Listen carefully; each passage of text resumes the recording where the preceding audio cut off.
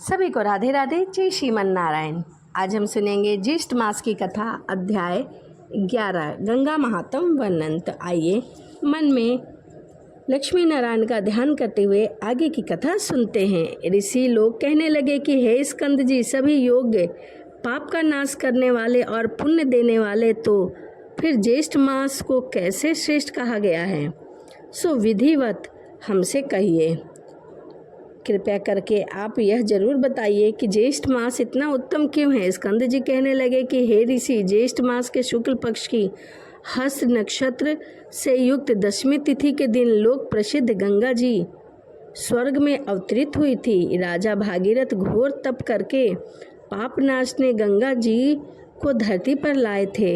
ज्येष्ठ मास सब श्रेष्ठ है, शेष योग ज्येष्ठ मास ये। ऋषि लोग कहने लगे कि हे स्कंद जी, भागीरथ जी किस कारण घोर तप करके गंगा जी को पृथ्वी पर लाए थे और सबसे पहले कहाँ स्थित किया था? कृपया करके वह मुझे बताइए।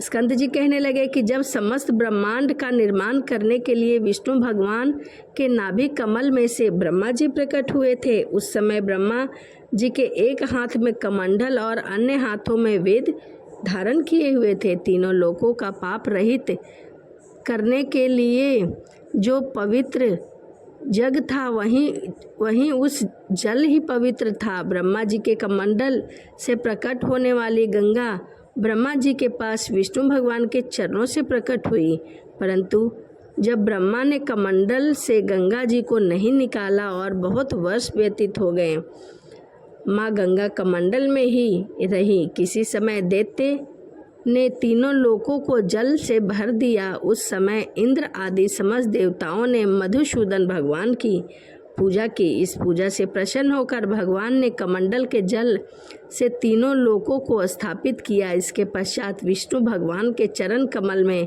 गंगा जी प्रवाहित होकर निकली। हे तपोधन, जब तक गंगा जी दृष्टिगोचर न हुई, उनके पूर्व भगवान शंकर ने अपनी जटा में सदृढ़ बनाकर गंगा जी को वहीं धारण कर लिया। गंगा जी का शिव जी के साथ योग्य होने से